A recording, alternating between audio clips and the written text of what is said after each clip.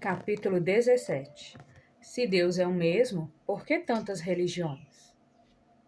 Quando se trata de religião, você tem várias escolhas. É compreensível que muitas pessoas estejam perguntando: qual é o caminho certo? Existe mesmo uma fé verdadeira ou somente caminhos diferentes que terminam no mesmo lugar? Neste capítulo, procuraremos respostas no livro do Apocalipse, especialmente nas profecias sobre a igreja nos últimos dias. Apocalipse 2 e 3, duas cidades e dois tipos de fé. O apóstolo João estava exilado numa ilha rochosa e árida chamada Patmos, no mar Egeu. Na tentativa de silenciar sua voz e impedir o crescimento da igreja cristã, o imperador romano Domiciano, que era pagão, emitiu um decreto exilando o idoso apóstolo. João já era da idade aproximada de 95 anos e parecia que seu ministério estava terminando. Contudo, Deus tinha outros planos. Naquela ilha isolada, sozinho, ele teve sua mente iluminada com a glória de Deus. A história da igreja cristã foi aberta diante de seus olhos. Olhando para o fluxo do tempo, viu o povo de Deus sendo contrariado, oprimido e perseguido, mas permanecendo fiel. Em visão profética, João testemunhou o triunfo dos seguidores de Cristo e a vitória de sua igreja. Apocalipse 2 e 3 contém uma profecia que se estende por séculos. No simbolismo das 7 igrejas, o texto descreve a condição da igreja cristã em cada era. Essas igrejas eram literais, elas realmente existiam nos dias de João. Cada uma representava a igreja cristã em um diferente estágio da história. E Jesus aparece em pessoa com uma mensagem para cada uma. As duas últimas igrejas, Filadélfia e Laodiceia, retratam especialmente a igreja cristã no tempo do fim. É por essa razão que compartilharemos em detalhe a mensagem delas. A igreja de Filadélfia. A maioria das mensagens para as 7 igrejas traz palavras de correção e aconselhamento, mas a sexta delas é uma bela exceção. A igreja de Filadélfia recebe apenas elogios e incentivo. Jesus disse à igreja de Filadélfia: conheço as tuas obras. Eis que tenho posto diante de ti uma porta aberta, a qual ninguém pode fechar. Que tens pouca força, entretanto, guardaste a minha palavra e não negaste o meu nome. Apocalipse capítulo 3, verso 8. Temos aqui uma boa descrição da igreja cristã durante o 6º período de sua história. Esse foi o tempo do grande despertamento, um poderoso reavivamento ocorrido no século XVIII e princípio do século XIX. Jesus diz que colocou diante de Filadélfia uma porta aberta a qual ninguém pode fechar. Podemos descobrir o que isso significa a partir de uma expressão semelhante usada pelo apóstolo Paulo em sua carta aos cristãos de Corinto. Ele disse que havia decidido permanecer em Éfeso poucos meses mais que o originalmente planejado, porque uma porta grande e oportuna para o trabalho se abriu. 1 Coríntios capítulo 16, no verso 9. Ele se referia naturalmente a uma oportunidade, uma abertura para o serviço e o testemunho. Como a porta que se abriu diante de Paulo, a porta que Jesus abriu para a igreja de Filadélfia foi uma oportunidade para compartilhar. Eles tinham pouca força, eram somente uns poucos, mas sua obra missionária e suas realizações foram surpreendentes por se manterem obedientes e darem corajoso testemunho do nome de Jesus.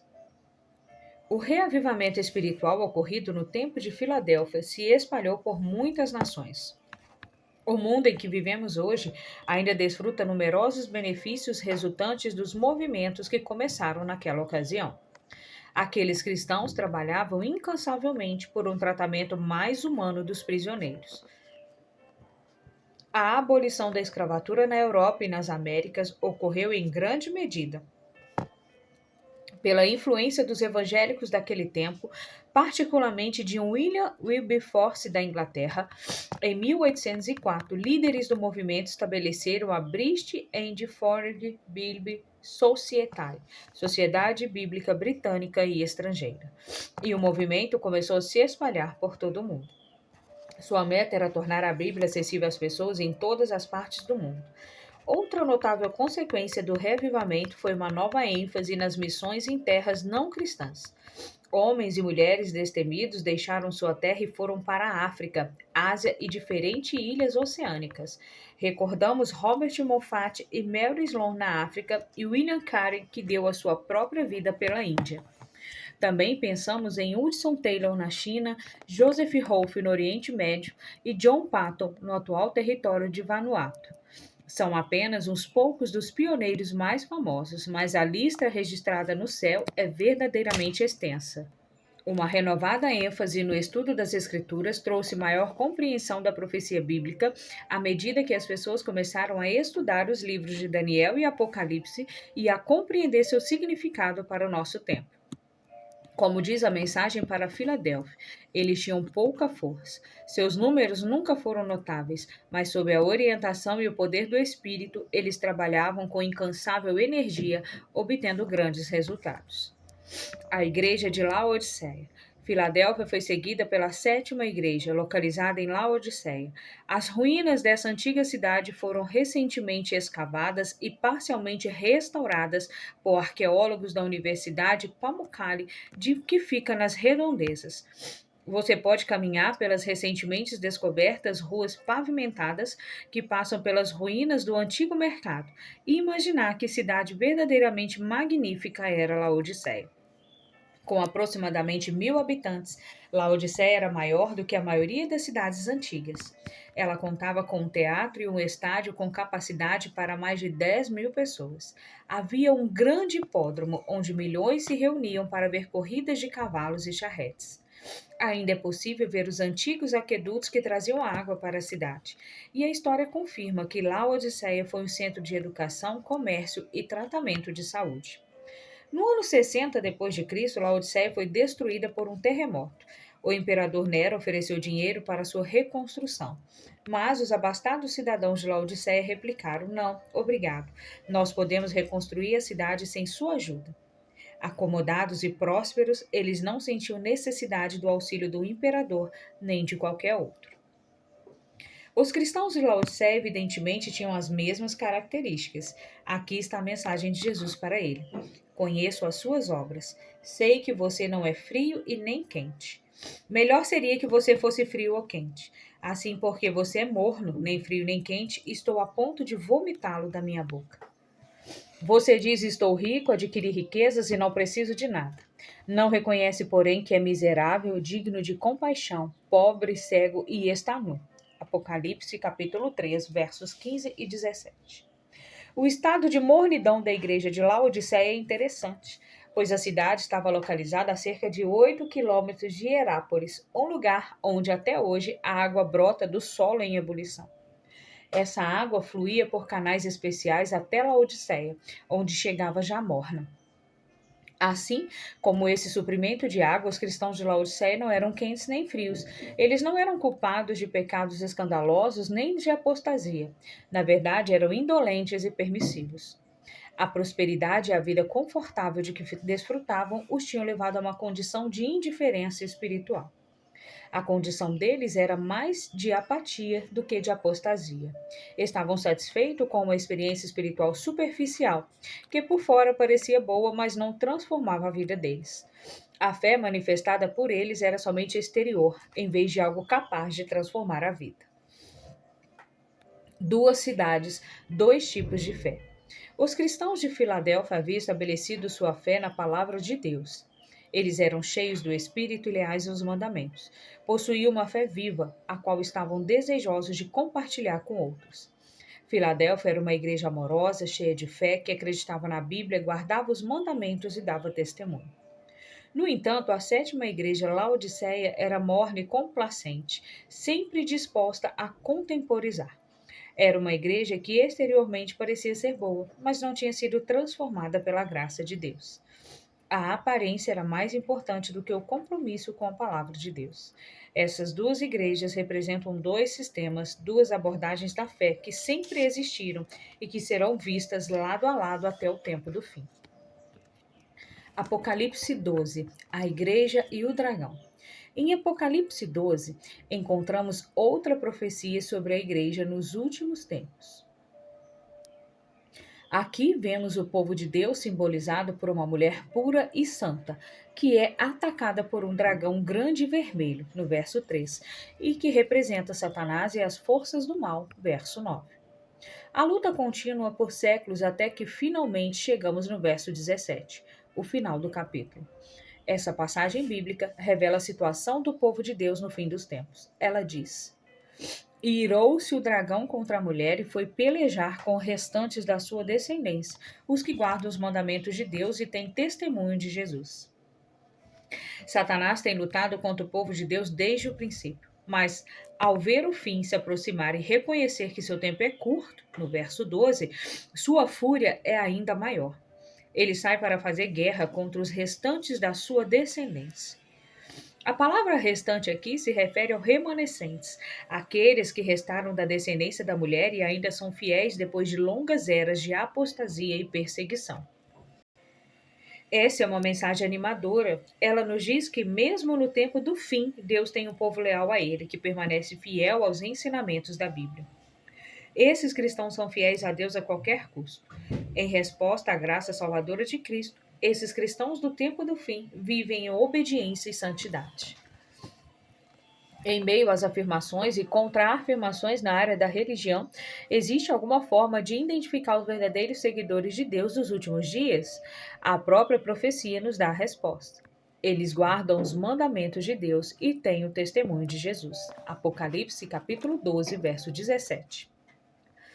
Identificando as marcas do verdadeiro povo de Deus. A primeira marca identificadora do povo de Deus dos últimos dias é que eles guardam os mandamentos de Deus. Este deve ser um povo que guarda o sábado, pois o sétimo dia faz parte dos 10 mandamentos. Na verdade, ele está no coração da lei de Deus.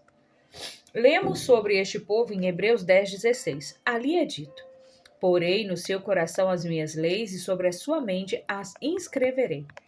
Você deve ter ouvido alguém comentar que Jesus veio para anular os 10 mandamentos, que ele veio para estabelecer um novo concerto entre Deus e seu povo. Estamos agora vivendo debaixo do novo concerto que Jesus estabeleceu, e o verso que acabei de citar faz parte desse concerto. Sob o novo concerto, Deus prometeu colocar sua lei dentro de nosso coração para que a amemos. Prometeu escrevê-la em nossa mente para que possamos entendê-la e nela crer. O novo concerto não implica anular a lei. Ele estabelece a lei sobre uma base mais forte e mais firme. Romanos capítulo 3, verso 31. O próprio Jesus disse: Se me amais, guardareis os meus mandamentos. João capítulo 14, verso 15. E acrescenta em Mateus 5,17: Não penseis que vim revogar a lei ou os profetas. Não vim para revogar, vim para cumprir. Jesus era a incorporação viva da lei do seu Pai, os 10 mandamentos. Ao olhar para Jesus, vemos os mandamentos vívidos na prática. É por isso que a profecia identifica o remanescente de Deus, o seu povo dos últimos dias, como os que guardam os mandamentos de Deus. Deus terá novamente um povo salvo pela graça, aquele que é obediente à sua lei. O testemunho de Jesus. A profecia também diz que o povo de Deus dos últimos dias tem o testemunho de Jesus. E isso se refere ao testemunho de Jesus sobre a sua igreja, seu selo de aprovação. Mas o que isso significa? O que é o seu testemunho? O apóstolo Paulo diz aos cristãos de Éfeso: Quando acreditaram no Messias, vocês foram selados em Cristo com o Espírito Santo da promessa. Efésios capítulo 1, no verso 13. Jesus havia prometido o Espírito Santo como dádiva preciosa para seu povo. Quando eles o receberam, Jesus se tornou um selo, um carimbo de aprovação, confirmando que esse povo era seu de fato. E como se Jesus estivesse apontando para a igreja e dizendo: Este é o meu povo verdadeiro. Vejam, eu dei o Espírito Santo para eles. Paulo também escreveu sobre isso em sua mensagem aos Coríntios. Ele disse: Porque em tudo fostes enriquecido nele, em toda a palavra e em todo o conhecimento. Aqui Paulo está se referindo aos dons do Espírito. Assim como o testemunho de Cristo tem sido confirmado em vós, de maneira que não vos falte nenhum dom, aguardando vós a revelação de nosso Senhor Jesus Cristo. 1 Coríntios capítulo 1, do 5 ao 7. A igreja de Corinto tinha recebido o Espírito Santo e isso era evidenciado pelos seus dons espirituais. Paulo menciona especificamente os dons da palavra e do conhecimento, embora eles também tenham recebido os outros. Não faltava nenhum dom para eles. E note, ele diz que isso era o testemunho de Cristo, sua confirmação ou selo de aprovação. A profecia de Apocalipse 12 sobre a igreja dos últimos dias é semelhante, mas o sinal mencionado aqui é ainda mais específico. O testemunho pelo qual Jesus identifica seu povo dos últimos dias não se refere aos dons espirituais em geral, mas ao dom de profecia em particular. Vemos isso em Apocalipse 19, no verso 10. Nessa passagem, vemos que o testemunho de Jesus é o espírito de profecia.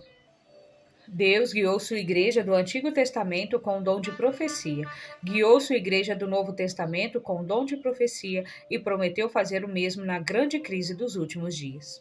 Temos, portanto, dois sinais claramente visíveis que identificam o verdadeiro povo de Deus nos últimos dias. Primeiro, eles guardam os mandamentos divinos e, segundo, têm o testemunho de Jesus, que é o dom de profecia. Apocalipse 14, a mensagem do remanescente. Apocalipse 14 apresenta a mensagem que será proclamada pela verdadeira Igreja de Deus nos últimos dias.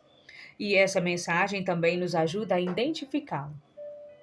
Ela é proclamada na voz de 3 anjos que voam pelo céu, representando um movimento que contraria o globo, cruzaria os oceanos e impactaria o planeta Terra. A mensagem do primeiro anjo. O primeiro anjo do relato bíblico traz uma mensagem urgente e muito importante para os últimos dias. Apocalipse 14,16 diz: Vi outro anjo voando pelo meio do céu. Note que o anjo não está flutuando tranquilamente pelo céu, ele está se movendo velozmente. O anjo tem o evangelho eterno para pregar aos que se assentam sobre a terra. Apocalipse 14, no verso 6. O Evangelho eterno são as boas novas de que Jesus Cristo morreu no Calvário por nossos pecados e que por intermédio dele nossa vida pode ser transformada e renovada. É a mensagem de esperança de que ele vem outra vez a fim de nos levar para o lar. Ele prometeu, para que onde eu estou estejais vós também. João capítulo 14, no verso 3. Essa mensagem para todos os que se assentam sobre a terra, para cada nação e tribo e língua e povo. Ela atravessa fronteiras geográficas, políticas e sociais. É uma mensagem multicultural, conclamando homens e mulheres de todas as partes para que se relacionem com Jesus e obedeçam à sua palavra. Perceba que nenhum grupo, independentemente ou isolado, pode representar o cumprimento dessa profecia, porque o remanescente de Deus nos últimos dias é um movimento que chega a cada nação, tribo, língua e povo. Ele está fundamentado na palavra de Deus viva. É um movimento poderoso, cheio de Espírito Santo e por ele guiado. O povo de Deus nos últimos dias é um movimento mundial com uma mensagem urgente, cuja finalidade é preparar o povo do tempo do fim para a vinda de nosso Senhor Jesus. Este anjo está dizendo em alta voz: temei a Deus e dai-lhe glória, pois é chegada a hora do seu juízo. E adorai aquele que fez o céu e a terra e o mar e as fontes das águas. Apocalipse 14, verso 7. Temer a Deus significa obedecer-lhe, dedicando a própria vida ao seu serviço. Damos glórias a Deus pela maneira como vivemos e pelo nosso estilo de vida. Observe esses textos. Portanto, quer comais, quer bebais ou façais outra coisa, fazei tudo para a glória de Deus. 1 Coríntios capítulo 10, no verso 31. Acaso não sabeis que o vosso corpo é santuário do Espírito Santo, que está em vós, o qual tendes da parte de Deus, e não sois de vós mesmo? Porque fostes comprados por preço. Agora, pois, glorificai a Deus no vosso corpo. 1 Coríntios capítulo 6, no verso 19 e 20. Portanto, a igreja está esperando a segunda vinda, chama homens e mulheres de todas as partes para serem íntegros mental, espiritual e fisicamente. Ela convida as pessoas a abandonar todas as práticas que destroem o corpo, como o álcool e o fumo, para que todos possam desfrutar um estilo de vida saudável. Devemos temer a Deus e dar-lhe glória sempre. É chegada a hora do seu juízo. Temer a Deus não significa ter medo dele, significa respeitá-lo e obedecer os seus ensinamentos. Note que a mensagem do Apocalipse proclama a chegada da hora do juízo de Deus. Quando voltar à terra, Jesus irá resgatar seu povo e entregar suas recompensas eternas. Apocalipse capítulo 22, 12 e Mateus 16, 27. Portanto, é preciso que haja um julgamento antes que ele venha, revelando ao universo inteiro sua graça, justiça, misericórdia e desejo de salvar toda a humanidade. O juízo revela que Deus é justo e misericordioso em todas as suas condutas com seus filhos na terra. Essa é a mensagem essencial que a Igreja de Deus dos últimos dias é chamada a proclamar. O juízo já não é algo que pertence ao futuro distante. Ele está ocorrendo aqui e agora. Estamos vivendo o tempo determinado para serem julgados os mortos. Apocalipse capítulo 11, no verso 18. Essa solene mensagem leva homens e mulheres de todas as partes a adorar aquele que fez o céu e a terra e o mar e a fonte das águas. Elas nos chamam de volta a adorar a Deus como Criador por meio da guarda do sinal de sua criação, o sábado bíblico. Na era da evolução, a mensagem de Deus para os últimos dias nos chama de volta ao sábado bíblico como símbolo de nossa lealdade ao Criador. O sábado é um símbolo eterno de que Deus nos criou, nos redimiu e de que está vindo outra vez para nós. A mensagem do segundo anjo. Seguiu-se outro anjo, o segundo, dizendo: Caiu a grande Babilônia, que tem dado a beber a todas as nações do vinho da fúria da sua prostituição. Apocalipse, capítulo 14, no verso 8. Babilônia significa confusão. O vinho afeta a mente, confunde o raciocínio e prejudica o discernimento. Na Bíblia, o vinho é, com frequência, um símbolo de doutrina falsa.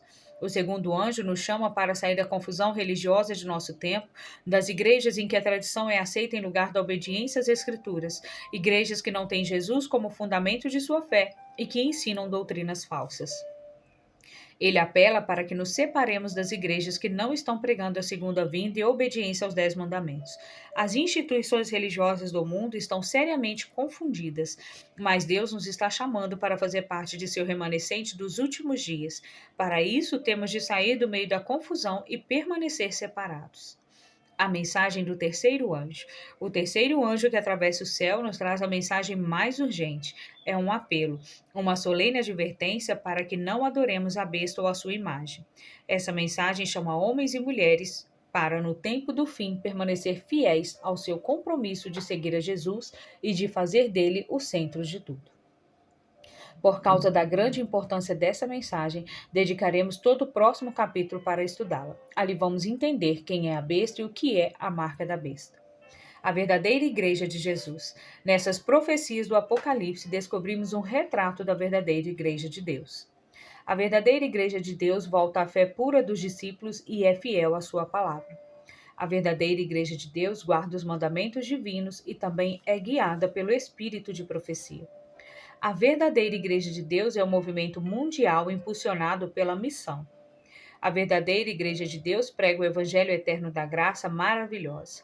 A verdadeira Igreja de Deus convida homens e mulheres a se comprometer por completo com Jesus, tendo em vista a hora final do juízo celestial. A verdadeira Igreja de Deus leva as pessoas de volta ao sábado bíblico e à adoração ao Criador. A verdadeira Igreja de Deus leva as pessoas a oferecer o seu corpo a Cristo e a abandonar vícios e hábitos destrutivos. A verdadeira Igreja de Deus faz um apelo final para que todos se unam à verdade bíblica. Ela chama toda a humanidade para sair do erro e da falsidade, aceitando a palavra de Deus. Cumprimento da profecia. Consideramos o que vimos até aqui a única instituição religiosa que preenche os critérios bíblicos da verdadeira Igreja de Deus. Em todas as denominações existem cristãos comprometidos que amam a Cristo e estão salvos por sua graça. Jesus disse: ainda tem outras ovelhas, não deixe aprisco. A mim me convém conduzi-las, elas ouvirão a minha voz, então haverá um rebanho e um pastor. João 10,16. Por outro lado, por todo o livro do Apocalipse, Cristo apela a seu povo fiel de todas as denominações, de todos os credos e a todos sem nenhuma religião para o que sigam plenamente. Isso é um verdadeiro milagre, tendo em vista as origens humildes. Milagres como esse estão acontecendo ao redor do globo hoje. Deus está guiando homens e mulheres em todas as partes para adorá-lo e se prepararem para a sua vinda. Ele está guiando você. Ele quer que você experimente a alegria que há em servi-lo com fé e amor. Deus está chamando e convidando você para uma vida de comunhão com Ele por meio de sua palavra. Ele está chamando você para fazer parte de seu povo remanescente que guarda os mandamentos de Deus e tem a fé de Deus. Com amor, ele está chamando. Ouça a voz e aceite seu convite. Diga agora: Jesus, eu quero estar pronto para me encontrar contigo e viver em paz. Quero viver contigo por toda a eternidade.